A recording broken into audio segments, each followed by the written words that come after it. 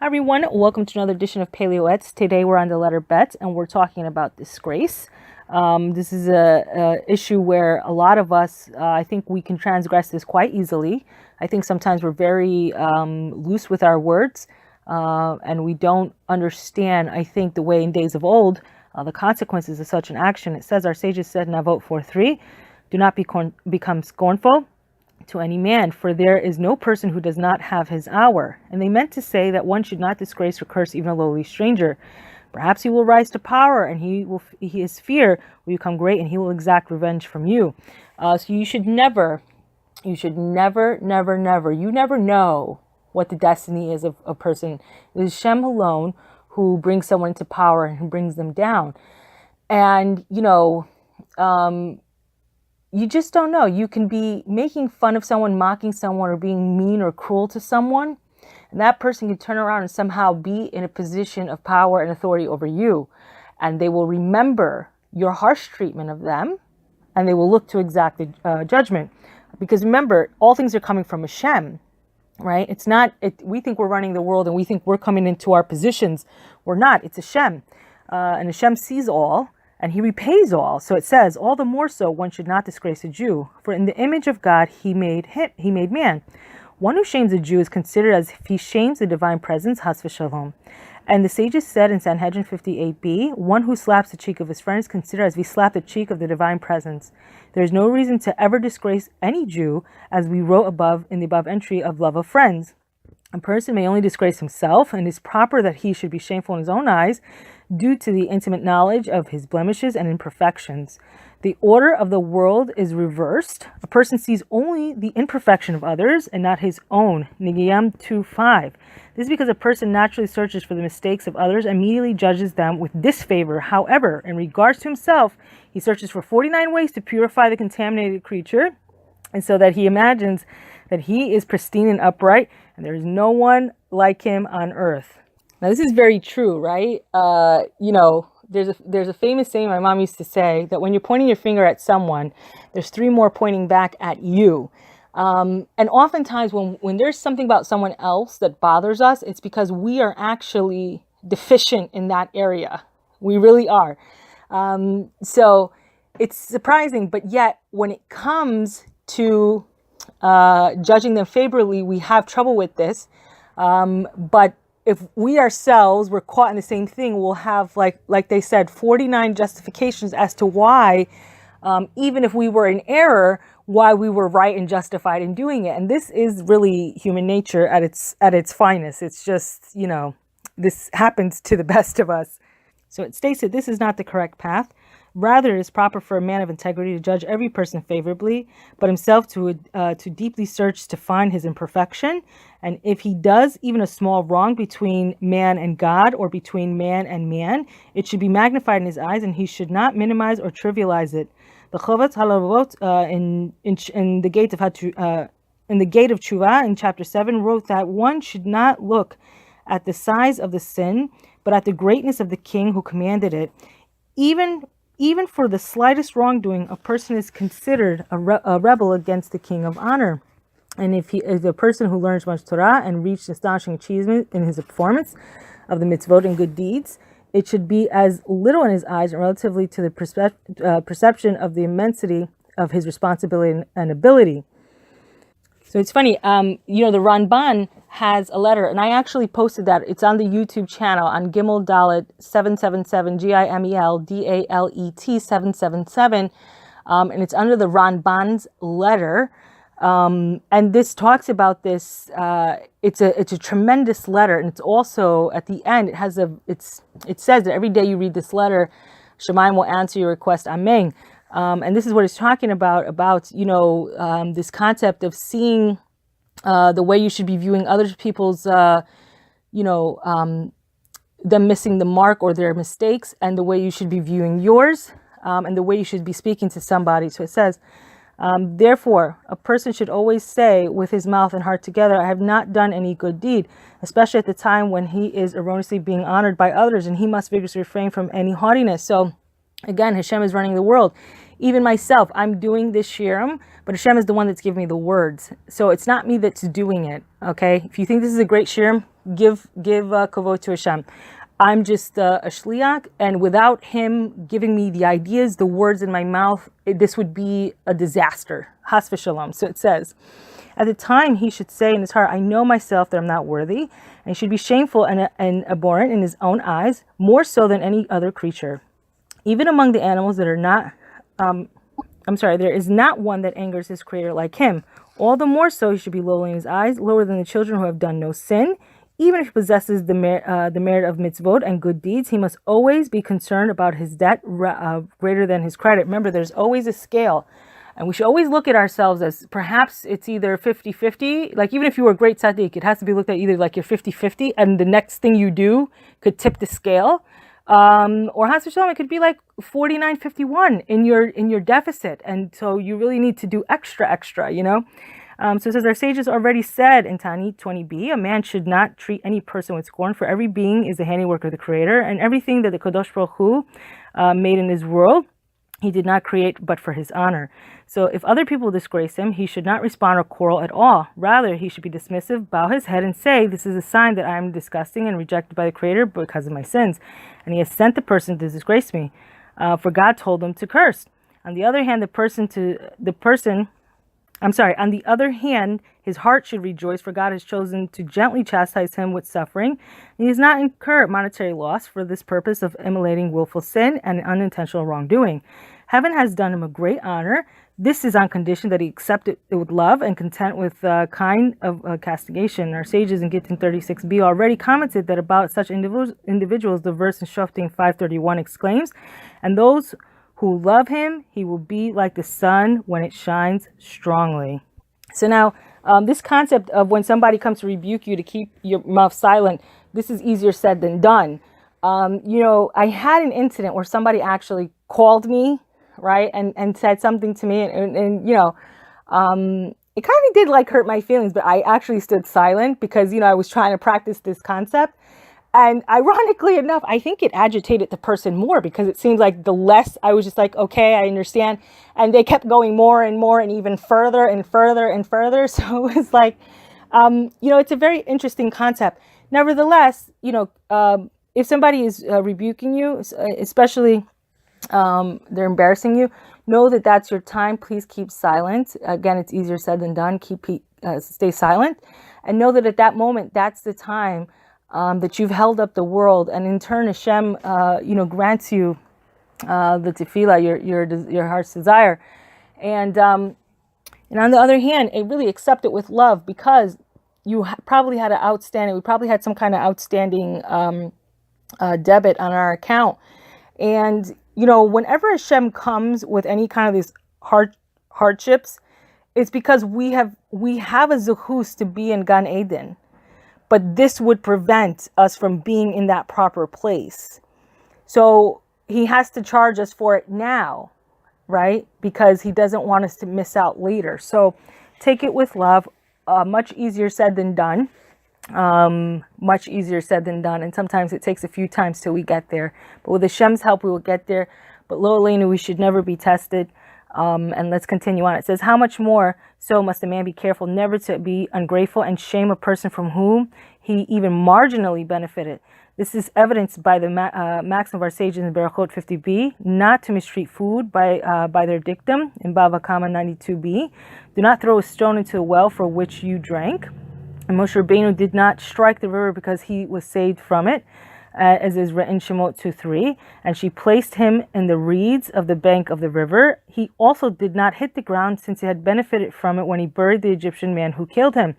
The Torah, it really, if it's one thing that people I think miss out, is the kavod that the Torah places for even things that we think would have no feeling, right? We're talking about the water and the ground, and yet Hashem really wants to show kavod to that. And even more so, there's a famous story about when Dovid was at the bedroom of Saul, that he cut off a corner of his robe, and he showed him in the morning, if I had wanted to kill you, I would have. Here's the proof.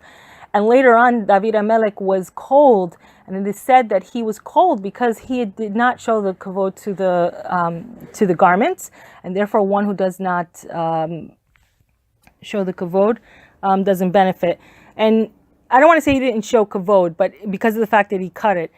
So it's again very I think difficult concept. It's something that we have to do in practice. Very easy because we don't really learn too much about this concept, and I think this is why a lot of us get tripped up on it. So it says, how much more so must a person love a human being who has purposely bestowed upon him goodness? Even if his friend hits him, he must control his anger and behave responsibly. He must not say, I will do to him as he's done to me, and thus pay back those who shame me. This is considered a sin and does not excuse him, and as a result, he loses out much good. Remember, because this is all coming from Hashem. So it says, therefore, one who sits alone and is quiet, for he has wrought it upon him. See Icha 3:28, shall receive a great reward. Not only should he be silent, but he must not mind at all that he is shameful in his own eyes. His soul should be like the dust, and to such an extent that it makes no difference to him whether he be shamed or honored. This is the characteristics of selflessness. Fortunate is the man who achieves this degree of personal perfection. There is no greater level than this. Now, of course, I said it before, repeat it again. Very difficult to attain. This is so hard, especially in this generation, because we strive for kavod, and we think we are owed such honor and accolades. But it says the story is told about the one very pious individual that the people asked him, what was the day of your greatest joy in your life? And he responded, there is no reason to rejoice for this sensual pleasure, since everything is vanity. What one thinks is good is really bad, and what one thinks is bad is really good. If there is any reason to be happy, it's for one's personal spiritual accomplishments. And he had no greater spiritual achievement than on the day that he was sitting on the stowage of a boat. Ministers and wealthy people were passengers on the ship, and one of them needed to urinate and went down to stowage to do so. And when the minister saw the pious man, the latter was so despicable in his eyes that the minister was not embarrassed to expose himself and urinate on his face. I can tell you right now, no.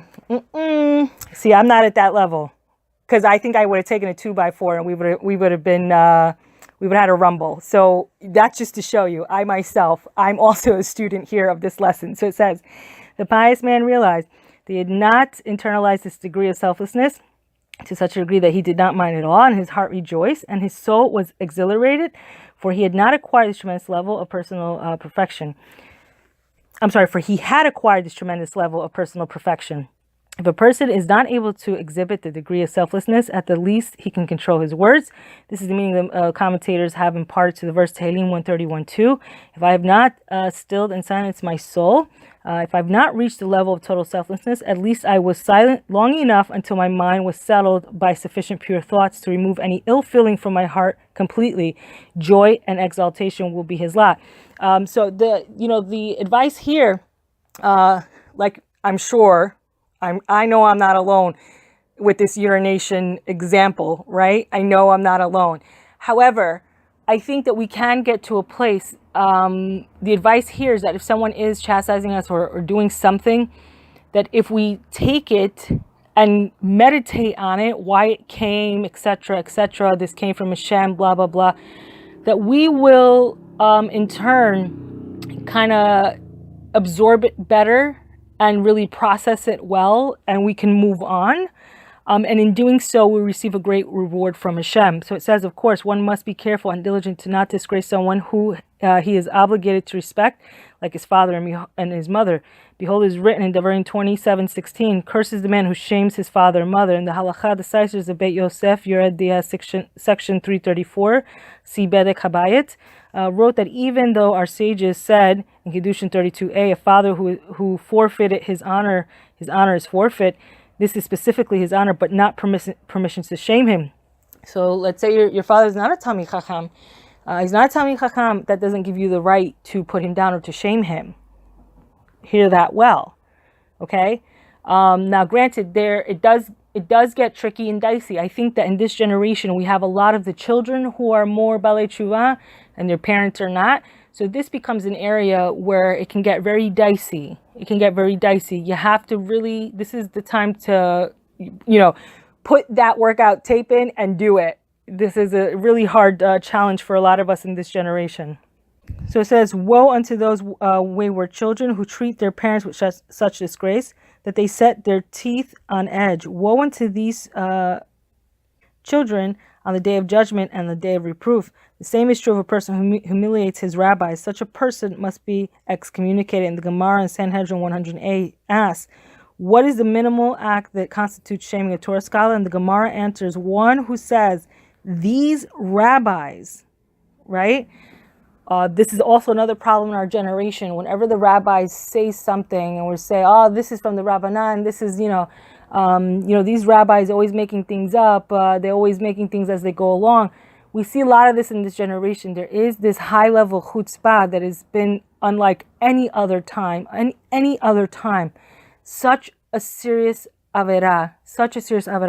We have to be so careful because there's such a strong reaction and response from Shemaim. So it says, all the more so if he speaks disparagingly of them, a person must be careful when he writes about the words of our earlier holy sages, whose small finger is thicker than our thigh. Right? There is more kedusha in their finger than in our thigh.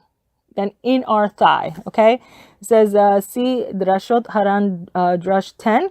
Whenever he does not understand their words, he must believe with absolute faith that if something is missing, it is from him because he did not comprehend the depth of their thinking. And the early sages are considered like our own teachers who wrote words we drink and from whose mouth we live. And such, whenever one writes about their words, he must write with great kavod, like a disciple who presents before his master. He must always conduct himself as if the author about whom he writes stands before him. He must recognize his place in humble, reserved, and filled with trepidation. And he should be cautious of their hot coals so he's not burnt. So remember, if there's something that is coming to you, first of all, this is the great thing about when you're studying someone's work, you get to know their style, right? And therefore, even when you start to read things that you don't understand, you trust them because you've gotten this bond with them and you understand their style. So you should also know that what they're doing is for the best of you. So if they're saying something and you don't quite comprehend it today, just hold tight and meditate and ask Hashem about it, because for sure he's going to bring you a resolution more likely than not. There's some things, and we hear this all the time, that great Rebbeim, they had these great questions that were left unanswered and someone comes later on to answer them. But for the most part, a lot of concepts that get introduced to us that we kind of have a reaction to, we don't know how to internalize them. If you hold tight, I'm telling you, more times than not, it's going to come out very soon after that, the answer to it. So it says, go out and see Haggadah of Pesach, to the extent of what is considered shameful conduct, is written in Shemot 20:23. You may not ascend the steps until the altar, so that your nakedness is not revealed. Look, think about this. The altar's not talking back to you. The altar's not coming to dinner with you. Okay. But you have to show kavod that it doesn't even see your nakedness. You have to cover yourself up. So it says, the Torah demanded such respect for the stones of the altar, which cannot mind or see, such that even a minute part of his nakedness should not be uncovered when he climbs onto the ramp. How much more so should a person be cautious in regard to his father, mother, rabbi, or Torah scholar, that he should not sit before them in a disrespectful manner. If you're following along with Adorn with Dignity, it's funny because I think we're on day 30 today of Adorn with Dignity, and we're talking about kavod of judging someone. It's funny because they almost go hand in hand; they're almost partnered, and I think they're going to be posted together. But this is something that we talked about going in front of a rav and you're not dressed properly. It's crazy. I think it comes from such a lack of understanding and knowing that we just go out there and we just, do these things and we don't know what Shemaim is actually saying about such an action. So we're closing up, and it says, with great difficulty that our sages allowed a son to lean before his father on Seder night. They did not allow a disciple to lean before his rabbi. And in Pesachim 108a, the story is well known of the sages who discerned that a student was a mamzer and the son of a nida, a woman who had not purified herself after menstruation, by virtue of his striding in the front of his rabbis, treating them with disrespect and not acting the way of disciple before his mentor. Si avot de Rebbe Natan, Mesachet Kala, Rabbatai Rabbatai, Parak 2. And a wise man will listen, tremble, and shiver, and will be very careful to respect every man, especially a person who is obligated to revere, that he's obligated to revere. By doing so, he will inherit the honor of the sages. We will write more about this in the entry of Kavod and the entry of Mora. This is our way to review. So it says, like, the rabbis were able to tell. I mean, people really, they should be scared of what their actions say about them. Because the rabbis were able to tell, based upon the way this child was acting, the lowliness of where he was conceived. Very scary. People really don't understand the implications, okay? And I think because we've gotten in this generation into this political correctness that everyone's always smiling in your face, and when it comes to rebuking somebody, we become very frum. We become very frum, and all of a sudden we say nothing, we do nothing, we didn't hear it, we didn't see it. And I think this is also contributing to the problem that people, they don't know. And so they continue on in this behavior, and they truly don't know. And it's, oi, Hashem, please help us. Me too. I need a lot of help, but Hashem should help us. Really, this is the greatness of, studying, that we learn and that we do, and then we get to understand, and we understand everything that's going on and what our actions are saying about us all the time. But that's it for today. And I hope we'll all be together again soon. B'ezrat Hashem.